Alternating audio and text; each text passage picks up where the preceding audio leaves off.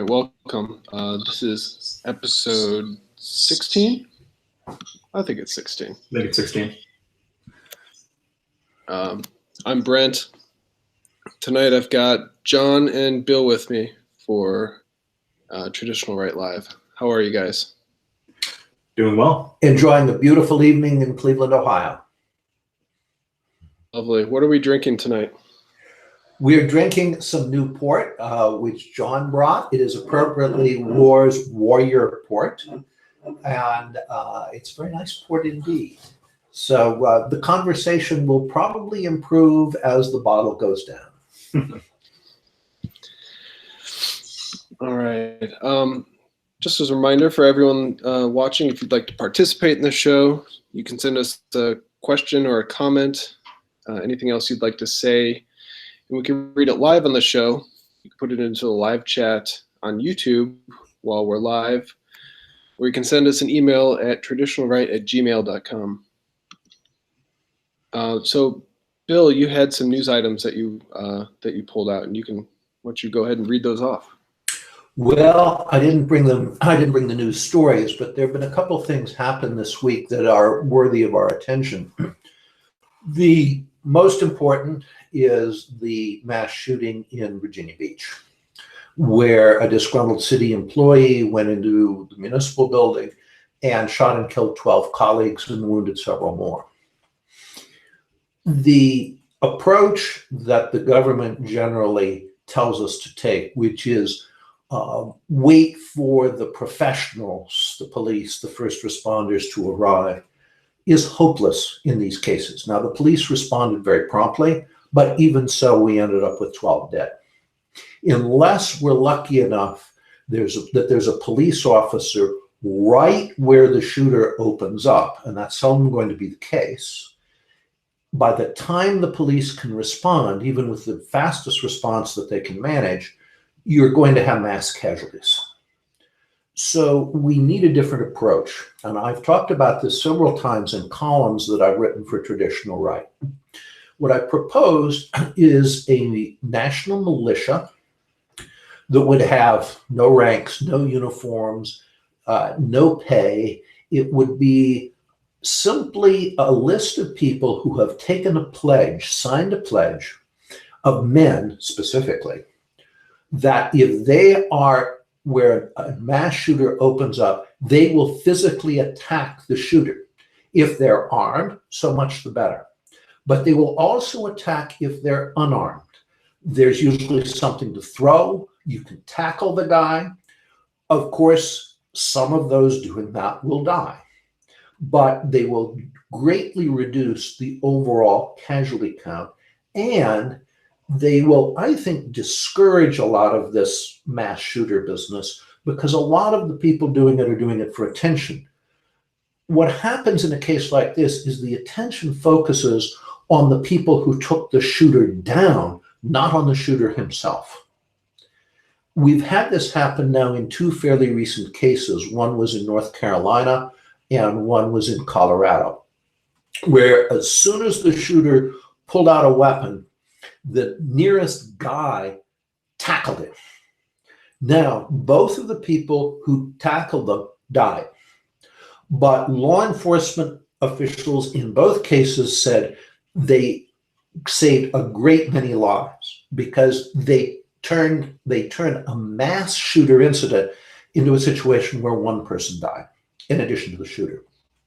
So the militia concept here would revive a very old American militia tradition, goes far back when we were still British colonies, that when there's an emergency situation, we don't simply sit around and wait for the professionals.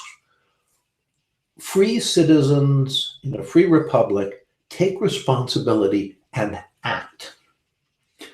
And I think this could potentially put an end eventually to the whole mass shooter business, again, because it shifts the moral calculus completely. Now, people will say, well, what about women joining?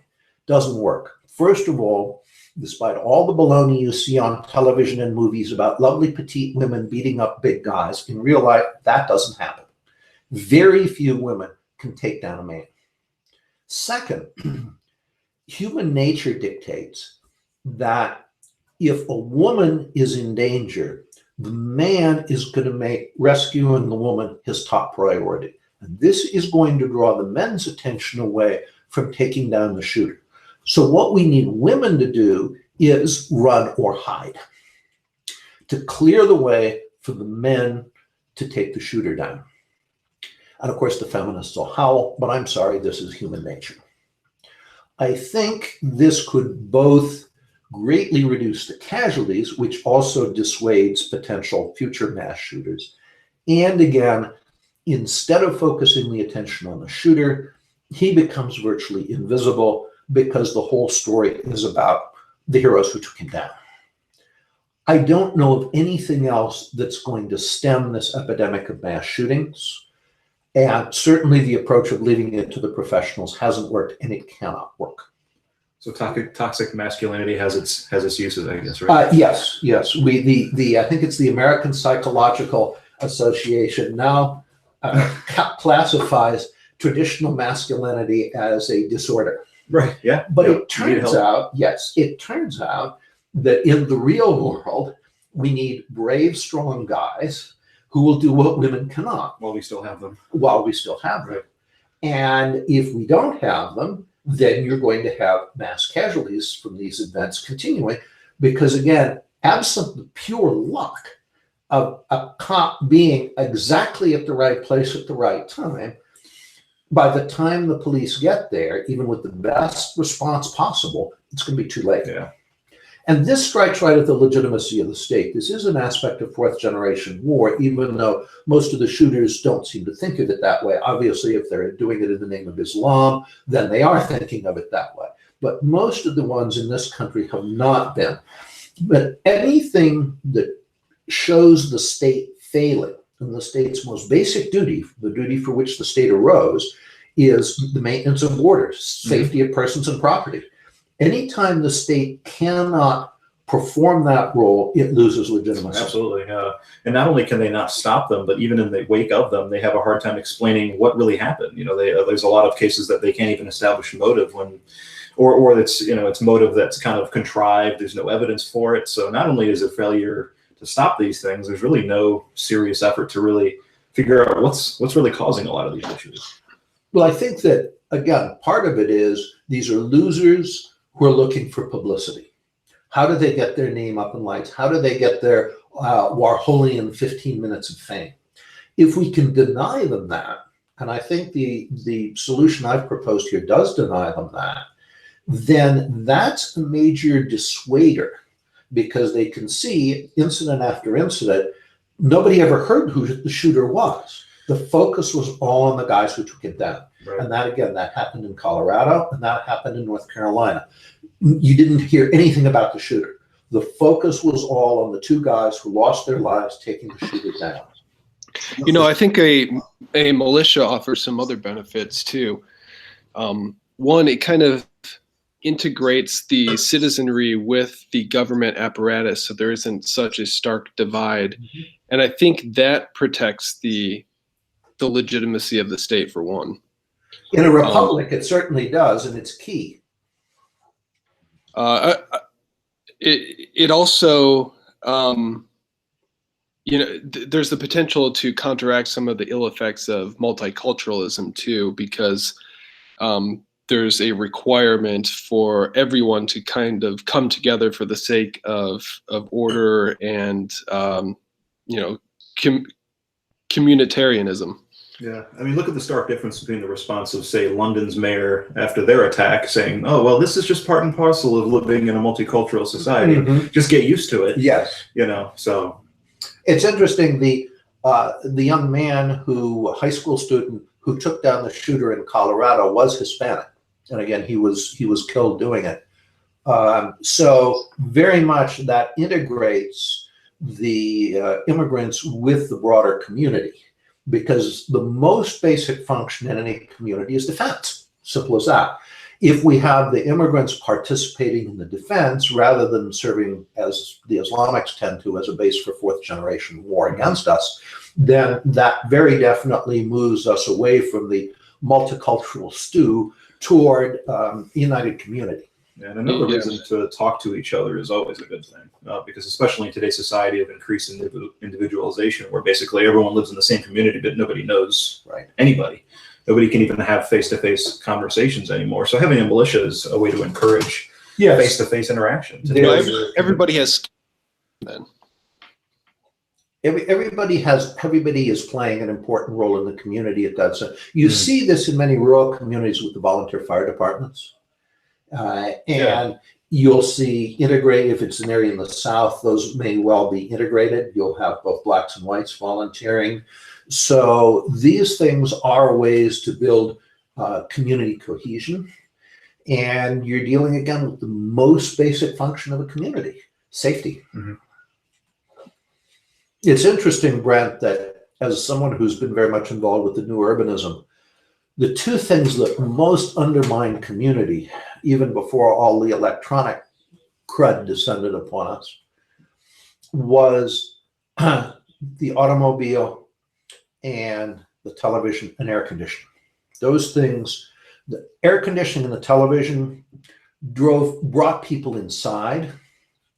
When previously we had all sat out on summer evenings on our front porches. There's a reason why all of the older houses and why the new urbanists, newer houses have front porches. Wraparound porches and such. Because you sat on your porch and you talked with your neighbors, and people visited up and down the street. My mother said to me one day, she lived in Washington, D.C. in the 1930s. She said, I walked alone at night through black neighborhoods all the time. I never thought anything of it. There's no reason why she should have. Those were safe, well-ordered neighborhoods. She said the people would be sitting in the evenings on their front porches as they were in white neighborhoods. And everyone would say good evening to her. There was no resentment of her because she was white, and this was in a segregated city. If she'd fainted or fallen, the people would have helped her just as in a white neighborhood.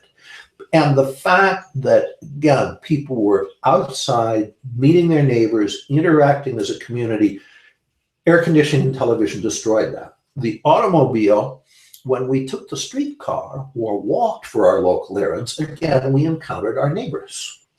But now in many communities, you get into your car in your sealed garage that's attached to the house, the door goes up, you drive out.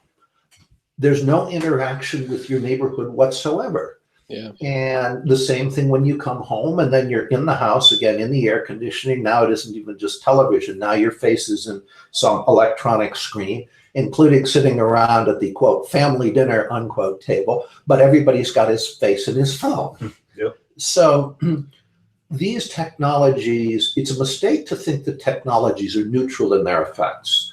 A number of the technologies that have come along essentially since World War II have been extremely damaging to community. Yeah, maybe you can explain, but the Amish have a solution. So it's a lot of people think that they're just simply anti-tech, but there's very good reason why they are, and there's a system to it. There is a system, and it's a very sophisticated one. I have a very good Amish friend, and he's explained this to me. And in fact, some years ago, the editors of all things of Wired magazine went out and spent a week with the Amish in Lancaster County, Pennsylvania. And they came back very impressed. They said, these people have sophisticated ways of evaluating new technologies. We have no ways of evaluating them at all. We just assume that if it's new, it has to be good, which is a very dangerous assumption. My Amish friend explained to me, well, first of all, that we use buggies, the Amish use buggies, he said, because we want life to be local. He explained how they approached the telephone. When the telephone first came along, he said, we accepted it. But then we noticed, and here you see the sophisticated approach to evaluating technologies. We noticed that telephone conversations were replacing face-to-face conversations, and we realized they were qualitatively different. So we said you can have a phone, but it can't be in the house. His phone is in a phone shed that's about 300 yards down the road from his house. And that's very typical. The Amish will ask, does a technology bring us together or pull us apart? For example, you'll see gas barbecue grills on many an Amish porch. Why? Because that brings people together. In the fields, they may use machinery that has a diesel engine on it to turn part of the machinery, but part of the reason they want to use horses is it's much safer for the children to be out there working in the fields also, as the whole family works together if they're around horses rather than big loud machines. So the Amish, in fact, are not anti-technology. They're very sophisticated about evaluating whether a technology is going to further the qualities they want, which begin with community, or whether it's going to work against those values. And if it's going to work against those values, they forbid it. And as a result, they have been able to maintain the cohesion of their communities when community has largely disappeared throughout much of our country. Community, by the way, is one of the central conservative values. In the study I co-authored with Andras Dwani, the founder of New Urbanism, and Paul Weyrich, conservatives in the New Urbanism, one of the few New Urbanist principles we disagreed with was diversity. Why? Because diversity and community are opposites.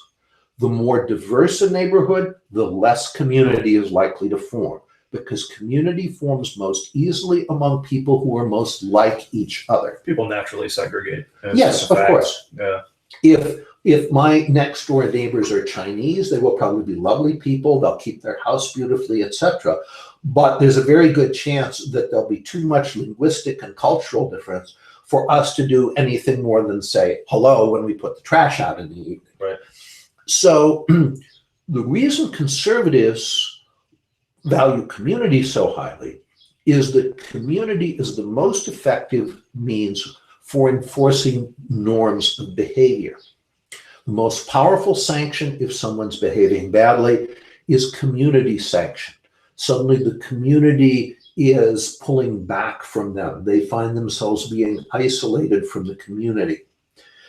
If you've reached the point where you have to try to enforce those norms through law, you've already lost most of the battle, right? Because law is a very clumsy instrument for doing that and often counterproductive. So conservatism and community go together hand in hand very strongly. The Amish, who are, of course, small c, they're not political, but small c, very conservative indeed, understand that, which is why they put such a powerful emphasis on community and doing things that strengthen rather than weaken the community. It's admirable in today's society, especially like you mentioned with the immersion of technology in every facet of human life. Just your refrigerator now is basically a smart device that listens to you and watches you, and nobody has a problem with it. It's my Amish friends have gas refrigerators. Gas refrigerators. Really? There is such a thing. Needless to say, it does not do anything electronic to monitor you or anything else. It simply cools. Right. One of the delights when I go see my Amish friend on his farm is that very often I hear no sound whatsoever that is created by electronics or a machine. The only sound are the natural sounds that you would have heard for the past Lord knows how many millennia since agriculture began. Yeah. That silence to me is wonderful. And one of the things we've sacrificed to all of this electronic nonsense is silence, to the point where young people now in many cases get extremely uncomfortable with silence. No, they can't. They can't do it. Whereas I love it. Yep. I guess it's up to you to decide whether or not silence is loneliness or freedom. I think I read that somewhere. Yeah. And the modern generation, it goes beyond that. They're afraid in silence. Something's filled with wrong. something. Yeah. Something is wrong. But it's filled with nothing, ironically. It's filled with less than nothing. Right. It's filled with noise, including what they call music. But the Amish people think they live these hard, primitive lives. Believe me, they live very comfortable lives. What kind of music do the Amish listen to? They don't. It's not that music is forbidden to them. They certainly have hymns in church. Okay. Yeah. But you won't find any device, at least I've never seen a device for making music, an instrument of any sort, in an Amish home. Okay. I'm not sure, again, they're forbidden. I know my Amish friends, it's not forbidden for them to go to a classical music concert, for example. But I've never seen a piano, for example, in an Amish home. Gotcha. Okay. Just curious. Interesting. I can't recall the last time I went outside and didn't hear at least an idling engine or a whirring fan somewhere, or even distant traffic noise. Exactly. It's reached the point where one of the most precious things we can find is silence, and we find it rarely. You have to be pretty isolated. The area where my friends live, everybody's Amish. The road they're on has piped gas, but no electric lines. So, of course, sometimes there is machinery noise from the farm. They have to use milking machines by law, or they can't sell their milk, so a generator runs at milking time to power the milk machines. But normally, the normal state of affairs, now they're on a road, there are cars and sometimes noisy trucks on the road, but very frequently on the farm, if there isn't a vehicle on the road, or if the vehicle's an Amish buggy, again, you're not hearing any sound you wouldn't have heard in the Roman Empire. And that's really something. It's something very precious now because it's rare. Yeah. So, Bill, what's next on your agenda? The president did something that is getting a lot of criticism, and I think unfairly, by threatening to put escalating tariffs on a great deal of what Mexico exports to the United States, to get the Mexicans to do something about the flood of people, not from Mexico, but through Mexico, that are pouring across our southern border. I think the figure for illegal entries across the southern border in April was 109,000 people. Now, under idiotic US law, as it's been interpreted by even more idiotic federal judges, all they have to do is say, I claim asylum, and we can't send them back to their country of origin. We have an agreement with Mexico where we have sent a few back to Mexico to wait there for their asylum claim to be processed. But we're talking there a few thousand. It's a drop in the bucket compared to the numbers that are coming. We can't house them. The numbers are too great, so they are simply let go to join the millions of illegal immigrants who are already here, imposing enormous social costs on us because these people are mostly peasants who have no skills relevant to a modern economy. Their kids, of course, need not only public school at our expense, and they're not paying any taxes. They need Medicaid. They need everything has to be provided at public expense. They come with no money and no skills. The president, faced with this, he's desperate, obviously, and the desperation is fully justified. We have to stop this flow. Has sought to say to Mexico, okay, you can stop them, which Mexico can. In other words, if they claim asylum in Mexico, well, fine, that's not our problem. They don't want to do that. And this points to the fact that these are fraudulent asylum claims. Asylum is intended to be for a very small number of people who are being persecuted by a tyrannical government. And normally, someone seeking asylum claims it as soon as he gets out of the country where he's being persecuted. He claims it in the first foreign country he comes to. And that's legitimate, okay? But that's not what's happening here. These people are not fleeing tyrannical governments. They are primarily economic refugees who are simply seeking to go to a richer country. They're seeking citizenship to reap the benefits of paying no taxes. And well, citizenship, they would have to start paying taxes, but they start getting the benefits long before they become citizens. Oh, absolutely. Yeah. They go to a company and, hey, I'll work for next to nothing. And by the way, that takes the jobs away from the legal immigrants. But the claims are fraudulent. Economic refugees are not qualified for asylum. People fleeing disorder are not qualified for asylum. These are fake, phony asylum claims. Obviously, what we need to do is change the law, but of course, the Democrats who control the House of Representatives love this. They want open borders. Their strategy, and they've been very open about it, is to swamp the votes of native-born Americans in the votes of a sea of naturalized immigrants. So the president has very few tools at his disposal. I think it's a pretty creative approach to tell the Mexicans, either you stop it, which they can. These immigrants first have to cross the southern Mexican border illegally. Either you stop it or you're going to pay. And we have to do something here. The Congress won't fund the wall. That would help in these cases, because it would be physically hard for them to get over the wall. Yeah, the only section they've been able to build is a result of the We Build the Wall Foundation that has accepted, private funding. Private funding, yeah. Right? So this is just the beginning of what is going to be refugee flows coming south to north all around the globe. And they're going to come in the millions, the tens of millions, and the hundreds of millions. We're going to have to use deadly force to stop them. There's no way around it. What that's going to mean for our southern border is we need a border like the old East-West German border. If you try to cross it, you're going to die. It's much better if the defenses are passive rather than active. In other words, instead of having snipers shooting women and kids, it's minefields, it's high voltage electric fences, it is automatic machine guns. And this is, of course, all should be very, very well publicized beforehand. And this changes the moral calculus.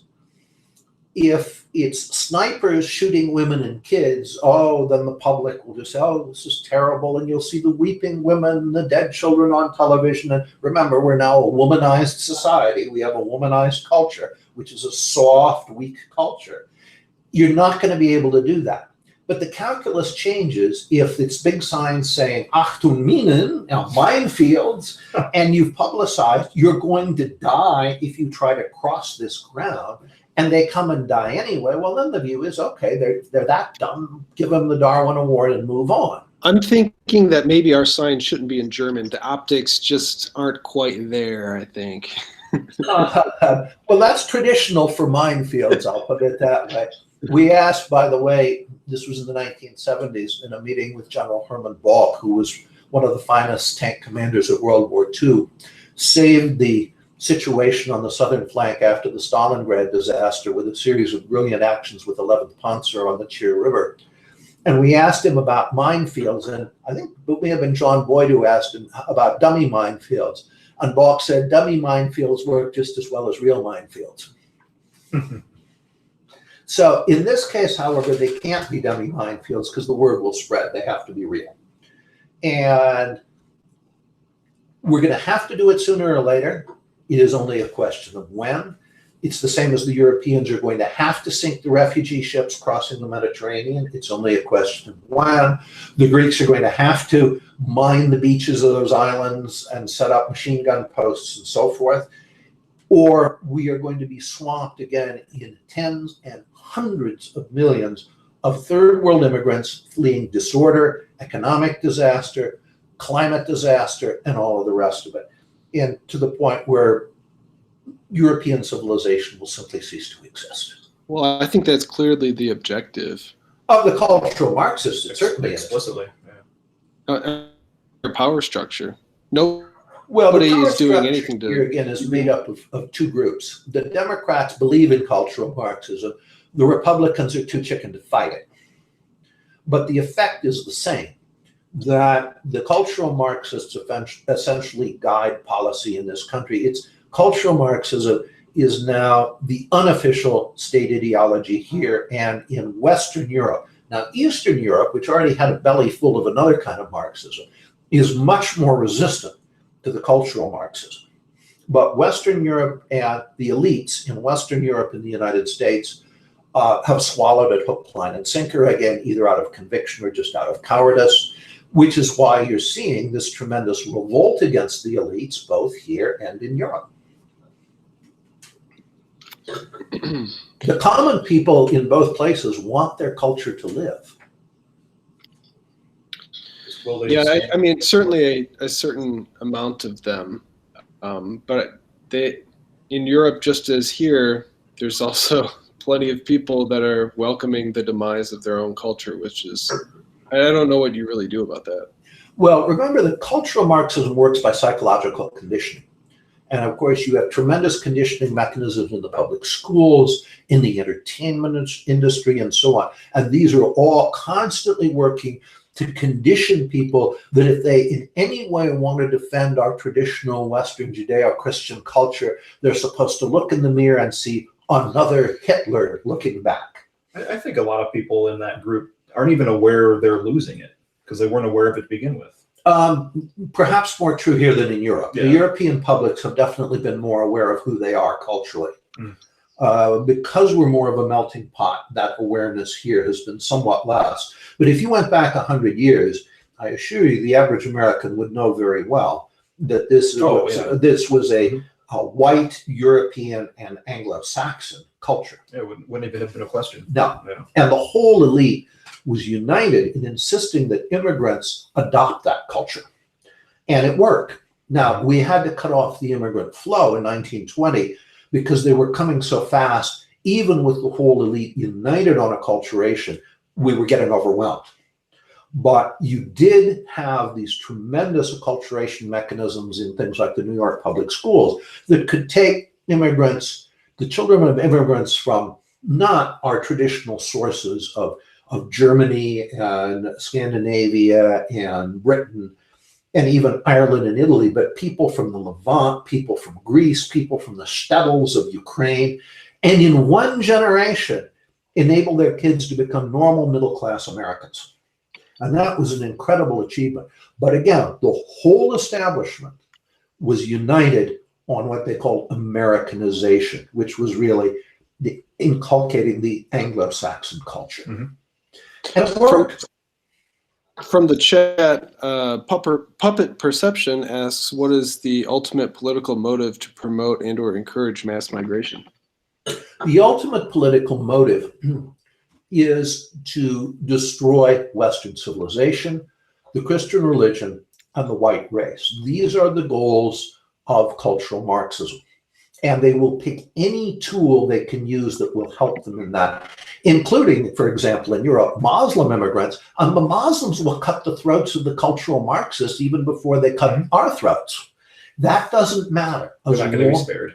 As long as they can bring down Western culture, the Christian religion, and the white race, even if it brings them down too, they will do it. And that's what's behind opening our doors to immigrants from very different cultures. Now, we're lucky in this country. The immigrants coming across the southern border are overwhelmingly Christian. We at least have that in common with it. When it's Islamics, as in Europe, the situation is far more dire because they will not acculturate. They are very determined about that. They are there to turn your culture into their culture. This goes right back to the foundations of cultural Marxism, at least two of the three goals in 1919 by Gramsci in Italy and Georg Lukács in Hungary.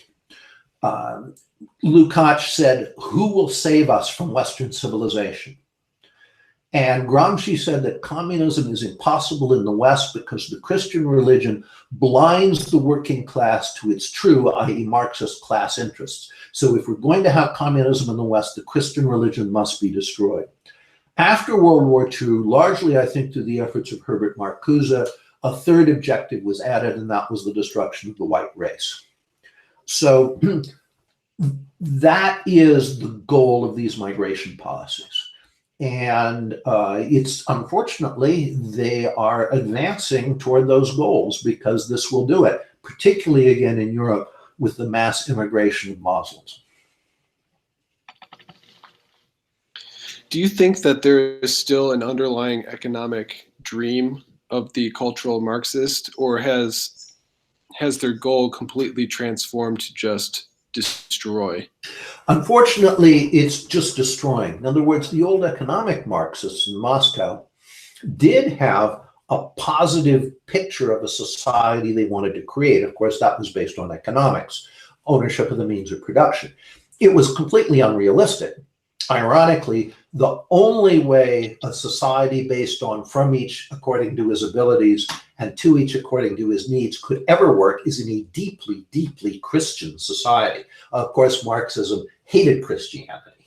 Marx himself actually wrote poetry invoking the demonic. The hatred of Christianity has been embedded in Marxism of all sorts from its beginning. But at least they did say, well, we have this vision of a good future state. That is not true of the cultural Marxists. They refused to define what they were for. They answered that question with saying, we are about negation, negative dialectics, i.e. they're basically nihilists. Now, Marcuse, in his book Eros and Civilization, presents his version of a good society, but it's literally a joke. It's a farce.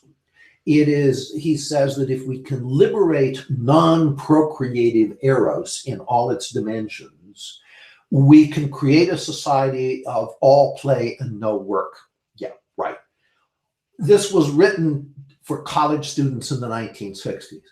Only college students could ever believe seriously that something like that was possible. And I don't think they even believed it for very long. So this was, I think Marcuse actually did this as almost a joke on his own followers. But the others, exactly. Horkheimer, Adorno, the real brains of the Frankfurt School, as it evolved in the 30s and 40s, absolutely refused to say what they were for, what the society they wanted would look like. Interestingly, Horkheimer, unlike both Marcuse and Adorno, seemed to retain at the end some shreds of intellectual honesty. Toward the end of his life, he said, maybe 19th century bourgeois liberalism is the best that can actually be achieved. That thought would have been anathema to Adorno and to Marcuse. And you had one more piece, didn't you, Bill? Yes, a slight glimmer of hope from Israel, where Mr. Netanyahu failed to form a government and has had to call for new elections. And that opens at least a chance that we might have a government in Israel not led by Likud. That's important for us because unfortunately, and here I have to be very critical of the Trump administration, we have signed up without realizing what we're doing to a policy of Israel's expansion. And that, of course, is invariably going to mean at some point taking the West Bank and annexing it to Israel, which has been Likud's goal, the recovery of what they call Judea and Samaria from the founding of the party. And that is not a good thing in terms of our interest in the Middle East. It is not a good thing in terms of Israel's interest either, because it will collapse a number of other Arab states, starting with Jordan, and leave Israel even more surrounded with far more dangerous enemies than Arab states, i.e. Islamic fourth-generation organizations such as Hezbollah, which, unlike those Arab states, has defeated the Israelis militarily. So for both Israel's sake and for the sake of the United States and our interests in the region, it's very important that the next Israeli government not be a Likud government. And this at least opens the door to that possibility. Of course, no one knows how the election will turn out. Likud has succeeded in the last 3 or 4 elections of maintaining control of the Israeli government. Even if Netanyahu personally goes, I think as long as Likud is in charge, we are going to find ourselves tied to this policy of Israeli expansion. But we have at least a chance now, I believe the Israeli election is to occur in September, that a non-Likud-led coalition could happen that would have a more realistic view of what Israel needs for its security in the region. And that starts with secure Arab states on its frontiers rather than Islamic fourth generation entities. Bill, I have a question. What do you think is the dynamic that is at play where American Jews are generally against Israel in different their resistance to Israel takes different forms, but they aren't supportive of Israel in the way that like American evangelicals are? Well, I wouldn't say that American Jews are against Israel. There's a small number that are, primarily a group of ultra-Orthodox Jews who think that it's heresy to found the state of Israel before Messiah comes. Most American Jews are at this point very conflicted because they're for Israel and for Israel's right to exist, but they're against Likud. And so they're in a position of how do you support Israel without supporting Likud? And the American evangelicals, unfortunately, who understand Israel and Israel's politics and Israel's security requirements much less well than American Jews do, don't draw this distinction between supporting Israel and supporting Likud and its expansionist policies. So that I would say there is that fundamental difference, but the difference is not that American Jews don't support Israel. They're pulled both ways because they're trying to support Israel without supporting Likud. And how do you do that when Likud is the government? Right. I guess that makes sense. John, did you have anything that you wanted to talk about? Recently, I think in the last week, we had mentioned it when we talked last about North Korea having a lot of issues in their government. Basically, after the failed Hanoi talks, the Kim dynasty is getting rid of a lot of people that were perceived to be as failed members of that delegation. Do you have any comments on that, Bill? It's funny. I got a call from a friend who, for his own sake, shall remain nameless in the U.S. military, who is on his way to Korea, where he'll be providing advice at some fairly senior levels. And he asked me about that. And I said, I think that this purge, and there's debate over whether these officials were shot or whether they've just been demoted or whatever. And that's immaterial. The important thing is they seem to have been fired because of the failure of the Hanoi summit, which says that Kim Jong-un himself wants a deal. Now we have an interesting situation here. Kim wants a deal. President Trump wants a deal. A deal makes sense for everybody. There's no reason we should refuse to sign a peace treaty with North Korea ending the Korean War. There's no reason we should refuse to give certain security guarantees to North Korea. There's no reason we should have troops in South Korea. How many years now after the Cold War ended? 30 at this point?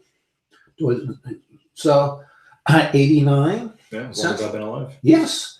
So the deal makes sense for everybody's standpoint. President Trump has made it very clear that he wants to see a prosperous North Korea. We're again in a situation where North Koreans may be starving. This is absurd when you have an educated, highly capable workforce, no little different that way from the workforce in very prosperous South Korea. The president wants to see North Korea join the World Economic Community and become a prosperous country. I think Kim Jong-un wants the same thing. The problem is both have people that they have to deal with within their governments who don't want that. But I think the bigger problem is in Washington. President Trump needs to do what Kim just did. He needs to purge the team that prevented him from having a successful summit in Hanoi and coming out of it with a deal. And that team is particularly John Bolton and Secretary of State Mike Pompeo. Both of them have done their utmost to sabotage every effort President Trump has made to come to a reasonable deal with North Korea. And Kim has now fired the negotiators responsible for the failure on his end. We need to see President Trump fire the people responsible on the American end, starting with Bolton and Pompeo, and bring in not more neocons, but bring in some realists who understand that the confrontation in Korea has no benefit whatsoever to the United States, and come to a deal that benefits us, South Korea, Japan, and North Korea, and leads to North Korea's eventual denuclearization. It is unrealistic to do what Pompeo and Bolton demanded, and unfortunately President Trump took their advice, and tell North Korea, you have to completely denuclearize before we will lift any sanctions. That's demanding unconditional surrender. The Kim government could never agree to that because the loss of face would be such that it would undermine the legitimacy of the regime. And of course, Pompeo and Bolton both knew that because they don't want these negotiations to succeed. So bring in some realists who understand that this confrontation in Korea holds no advantages whatsoever for the United States and some very large disadvantages, including the cost of maintaining our forces in South Korea, and put an end to this nonsense, which is what President Trump wants to do. I think in the end that Chairman Kim and President Trump will triumph over their saboteurs among their advisors, and that we will get a deal here because it just makes too much sense for both countries. Yeah, I was really excited when Trump started at the beginning, started making noises about wanting to work with Kim rather than purely be antagonistic. So I do hope they prevail. President Trump's instinct is that we don't need more fights, and he's absolutely right. But of course, as President Trump said, if he listened to John Bolton, we'd be in 4 wars at the same time now. Mm-hmm. The neocons never met a war they don't like. As long as our troops fight it, needless to say, they're not about to volunteer. And those people need to be shown the door. The neocons are a disaster. They gave us one of the biggest catastrophes in our diplomatic history with the stupid invasion of Iraq. The reason we're now confronting Iran is because we destroyed the regional counterweight to Iran, which was Saddam Hussein's Iraq. And that was purely a neocon job. These people should be laughed off the street in Washington. They should be pelted with rotten eggs. They should have, after the Iraq war, been ridden out of town on a rail covered in tar and feathers. And instead, they're back in senior positions, once again, wrecking every attempt to try to get us out of these fights around the world, and indeed to try to get us into more of them. Along with the Likud party. Along with Likud, yes. You have to understand that the neocons are in many ways part and parcel of Likud. And in fact, prominent American neocons were involved in drafting Likud's strategy for Israel, which called at the time for destroying every Arab state that could be a threat to Israel. And at the head of the list was Iraq, and that's why we invaded Iraq. Mm-hmm. An ignorant, incompetent American president, George W. Bush, was manipulated by neocon advisors into fighting a completely unnecessary and counterproductive war that killed 5,000 of our kids, left tens of thousands permanently crippled, and has cost us around $2 to $3 trillion that we badly need for our own infrastructure. W goes down as one of the worst presidents in our history for the invasion of Iraq, and yet the neocons who manipulated him into it are again manipulating a president in the Trump administration. This is inexplicable. It's no rational person can look at this and say, how are these people taken seriously anywhere after the disaster they created? Could agree more. So I've got one bit of news. So lately, the UFOs have been in the news a lot, and a lot of this began at the end of last year, where a report came out that the USS Nimitz and its carrier group were involved in an encounter, I guess, or a series of encounters with UFOs in 2004 up the Baja Peninsula. And this occurred over about 6 days, where F-18s and the electronic warfare aircraft and some other entities were tracking and having these encounters with these objects, and they were tracking them going from 60 or 80,000 feet, dropping down to the surface of the water in a matter of seconds. And more details keep filtering out. Just recently, I saw a report over the last week that they had just gone the Nimitz and the F-18s had just undergone some technology upgrades, which had allowed them to track these objects. So there's more detail bring out, but associated with this incident was the fact that it was revealed that the U.S. military does take these UFO encounters seriously, and they now have a system where the encounters can be reported without risking your credibility. So previously, people would obviously think you're crazy if you said you saw alien spacecraft or whatever while you're out flying, and you might not get the privilege to fly again after you said you saw things like that. So they're taking these things seriously. Bill, I just want to get what are your thoughts on this? What's behind this? Why is it being taken seriously, and why are we hearing so much about UFOs right now?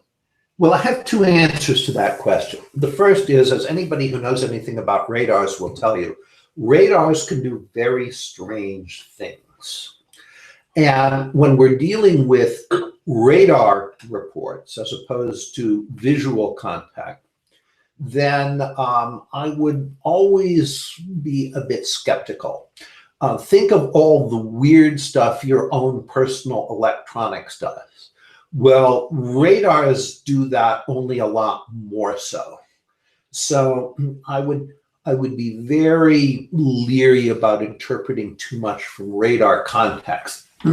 The second explanation, and here I have to do something I probably shouldn't, and reveal one of the top German military secrets. As some of us know, the most important development in the history of aircraft was not the jet engine or the swept wing or anything like that. It was Count von Zeppelin's development of the large, rigid airship, the Zeppelin.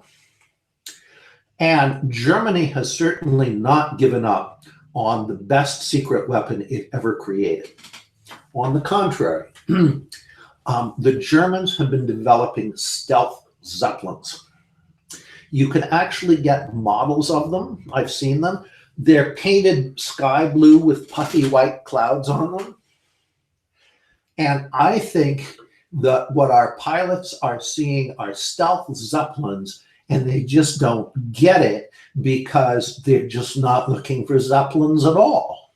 And they probably won't get it until one of these days a really big stealth Zeppelin comes over the Nimitz and just picks it up out of the water and takes it home to Germany. That's my explanation. Speaking of German I knew science, I could ask you and you'd have the answer. Every time. Speaking of German scientific developments during World War II, do you know anything about, his name was Schauberger, and he developed a lot of anti-gravity technology. Have you ever read anything about that? I have not. Again, I would be skeptical. There are a lot of things I've heard about technology developed under the Third Reich that the Third Reich itself would have been extremely interested to hear about because it never did. Possible. There's no question that the Germans had some extremely advanced aircraft designs at the end of World War II. I mean, if you look at the Messerschmitt P1101 prototype, it's the MiG-15. They obviously pioneered swept wings. They even the Volksjäger with Heinkel design which looks kind of weird because you have the single jet engine sort of glued onto the top of the fuselage. It's actually a wooden aircraft. It was the fastest fighter of the war. And NASA, they're credited with building NASA. So, well, basically, all of the rockets we used to go to the moon and so forth were scaled up V2s. If we'd been designed by the same guy. Designed by the same guy, and if we'd been historically honest, they would have had a slightly different symbol on them. But the fact is that yes, Nazi moon base. Absolutely. So the fact is that the Germans did have some very advanced technology, weapons technology programs in the works. I mean, the first true submarine, as opposed to a submersible, is the German Type 21 that got to sea just right at the end of the war in small numbers. So, however, these reports also start falling off the edge of the world at a certain point. And I think when we get into anti-gravity devices and so forth, at that point, we're probably in Wonderland. Dropping off the face of the earth, literally and figuratively. Off the edge of the earth, I always like to say. Yes, we all know it's really flat. So, we'll have to do a talk on the moon landing pretty soon. Coming up on the anniversary. I am certainly not an expert on that, but I do think it actually happened. No, I don't think it was the Hollywood studio. All right. So anyway, but that's my explanation for the UFOs. It's revealing the latest stealth Zeppelin technology. I know the New York Times last year had an op-ed piece, where they actually revealed the Pentagon does have serious UFO programs, and one of them was tracked visually. The one report that I saw in the New York Times. Now, I do take everything I read in the New York Times with a truckload of salt, but that was reported last year. Now, how deep these things go, who knows? Again, until one of them lands on the White House lawn, and the little green man comes out and says, "Take me to your leader," I think a certain amount of skepticism remains justified. That's fair. Okay, we got a couple questions. Russell Snow in the live chat asks, what is your favorite candidate for the next Black Swan? Something that is obvious to anyone outside DC? It's the international debt crisis. What we're seeing is that around the world, countries are only sustaining a facade of middle-class prosperity through ever-increasing debt levels, both government debt and private debt. And a basic rule of economics is that if something cannot go on forever, it will stop. And we know from history that it cannot go on forever creating prosperity on the basis of just ever-increasing debt. It's been tried many times, but it always has the same ending, which is a debt crisis and a huge crash. There's a really good book on this. It's titled "This Time is Different: 300 Years of Financial Crises." I read that. And every time says, as we're saying today, this time is different, and it never is. So I think this is a pretty obvious black swan, and it's only a question, where does it start and when does it hit? My bet is China, and my bet is it's coming soon. I got an email from Victor. He says he found your work via Vox Day and listened to 3 of your audiobooks purchased from Archiving Comics. Four Generations of Modern War, 4th Generation Warfare Handbook, and On War. He says he very much enjoyed all of them. His question for the next live stream: do you plan to write more books in the future? If yes, what will be the topics? Thank you for doing the live streams. They're quite interesting. So thank you, Victor. I actually have two new books coming out, one of which I wasn't even aware of, came as kind of a surprise, but that's how it goes. The one I was aware of and is now out is Retroculture, and this is from Arctos Books, based in London. This, as Victoria, my novel, as Thomas Hobbes, is a warning about the way this country's going and 4th generation war breaking out here and the breakup of the state and so forth. Retroculture, which is nonfiction, is the antidote. It is, how do we put this country back together and create what we had as recently as the 1950s, where the vast majority of Americans at every economic level lived according to standard middle-class values. And the answer that retroculture offers is we simply go back and live again the way we used to. And the book is kind of a primer on how to do that for individuals, families, hopefully eventually whole communities. As far as future books, I suspect I am going to end up writing some more.